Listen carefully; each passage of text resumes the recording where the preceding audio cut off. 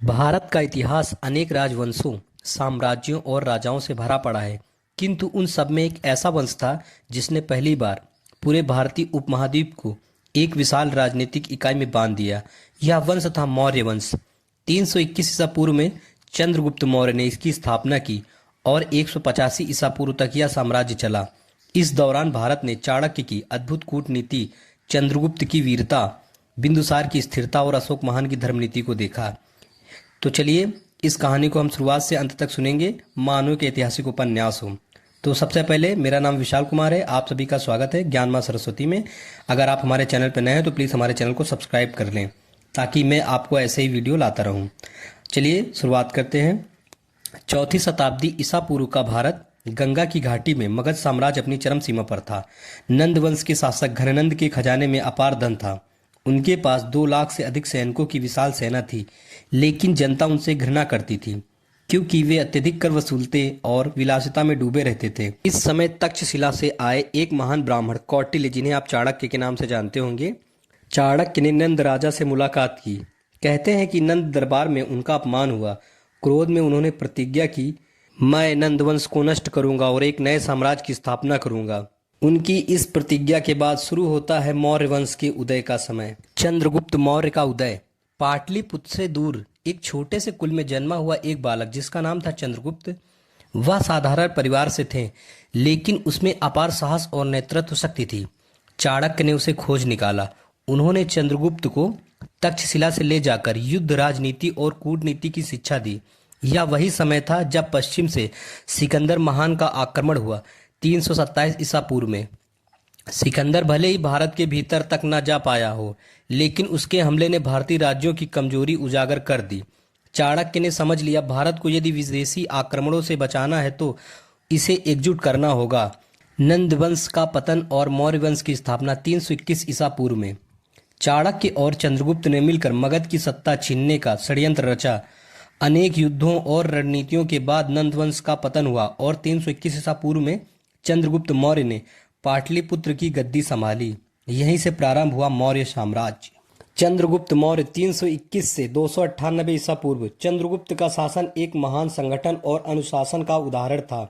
Number 1, यूनानी शासकों से संघर्ष। सिकंदर की मृत्यु 323 ईसा पूर्व के बाद उसके उत्तराधिकारी सेल्यूकस निकेटर भारत में सत्ता जमाना चाहते थे, लेकिन चंद्रगुप्त ने उन्हें हराकर सिंधु नदी के पार धकेल दिया। अंततः एक संधि हुई जिसमें सेल्यूकस ने चंद्रगुप्त को पंजाब, अफगानिस्तान और बालूचिस्तान सौंप दिया। बदले में चंद्रगुप्त ने 500 हाथी दिए। सेल्यूकस की बेटी का विवाह चंद्रगुप्त से हुआ। नंबर 2, मेगस्थनीज का आगमन। सेल्यूकस ने अपने राजदूत मेगस्थनीज को पाटलिपुत्र भेजा। उसकी पुस्तक इंडिका से हमें मौर्य प्रशासन और समाज की झलक मिलती है। नंबर 3, प्रशासनिक व्यवस्था। राजधानी पाटलिपुत्र, आज का पटना। मंत्रिपरिषद, चाणक्य मुख्य सलाहकार। सेना की बात करें तो लाखों सैनिक, घोड़े, रथ और हाथी।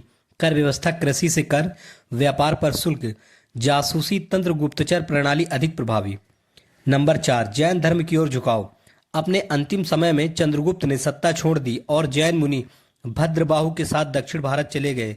श्रवणबेलगोला, कर्नाटक में उन्होंने समाधि ली। बिंदुसार 298 से 273 ईसा पूर्व। चंद्रगुप्त के बाद उनका पुत्र बिंदुसार गद्दी पर बैठा। नंबर 1, उपाधि अमित्रघात, अमित्रोचेट्स। ग्रीक इतिहासकार उसे अमित्रोचेट्स कहते हैं, जिसका अर्थ है शत्रुओं का नाश करने वाला। नंबर 2, साम्राज्य का विस्तार। बिंदुसार ने दक्षिण भारत तक अपने साम्राज्य का विस्तार किया। कर्नाटक तक मौर्य सत्ता पहुंच गई। नंबर 3, स्थिर शासन। उनका शासन अपेक्षाकृत शांतिपूर्ण और स्थिर था। उन्होंने विशाल साम्राज्य को संगठित रखा और प्रशासनिक ढांचे को मजबूत किया। अब बारी आती है अशोक महान की। 273 से 232 ईसा पूर्व मौर्य वंश का सबसे प्रसिद्ध और महान शासक था। अशोक कहते हैं कि बिंदुसार की मृत्यु के बाद उत्तराधिकारी के संघर्ष में अशोक ने सत्ता प्राप्त की। नंबर 1, प्रारंभिक शासन। अशोक प्रारंभ में कठोर युद्ध प्रिय था। उसने कई विद्रोह कुचल डाले। नंबर 2, कलिंग युद्ध 261 ईसा पूर्व। अशोक के जीवन का सबसे निर्णायक क्षण था कलिंग युद्ध। स्थान आज का उड़ीसा। परिणाम, लगभग 1 लाख लोग मारे गए, 1.5 लाख लोग कैदी बने। अशोक का हृदय द्रवित हो गया। उन्होंने कहा, अब से मैं हिंसा छोड़ता हूँ। धर्म अहिंसा के मार्ग पर चलूंगा। नंबर 3, धर्म नीति, जिसे धम्म नीति भी कहते हैं। करुणा, अहिंसा और सहिष्णुता, प्रजा के कल्याण हेतु अस्पताल, कुएं, सड़कें। पशुओं के लिए भी दया भाव, धार्मिक सहिष्णुता, हिंदू, बौद्ध, जैन सभी को सम्मान। नंबर 4, बौद्ध धर्म का प्रसार, अशोक ने बौद्ध धर्म को राज्य का संरक्षण दिया। तीसरी बौद्ध संगीति सम्मेलन पाटलिपुत्र में कराई। अपने पुत्र महेंद्र और पुत्री संघमित्रा को श्रीलंका भेजा। बौद्ध धर्म का प्रचार दक्षिण एशिया, मध्य एशिया और यूनान तक हुआ।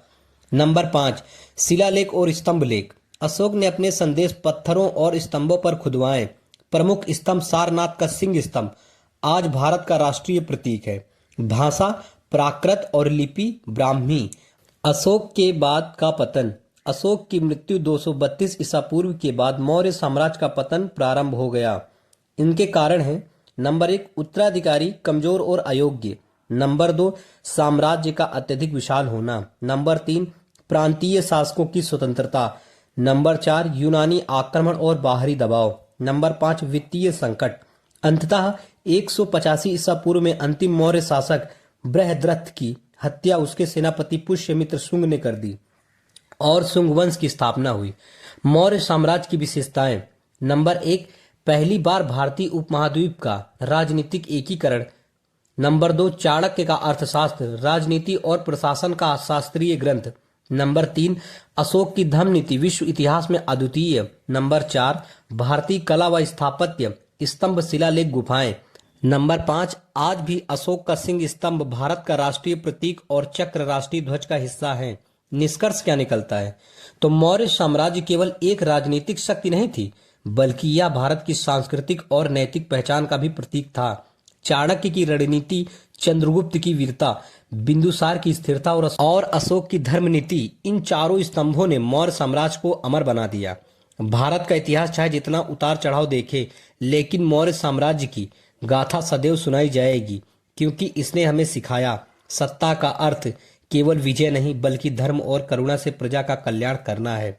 इसी के साथ आज का वीडियो समाप्त होता है। हमारे वीडियो में जुड़े रहने के लिए आप सभी का धन्यवाद और हमारे प्लीज़ चैनल को सब्सक्राइब करना ना भूलें और अपने दोस्तों को जरूर शेयर करें। धन्यवाद।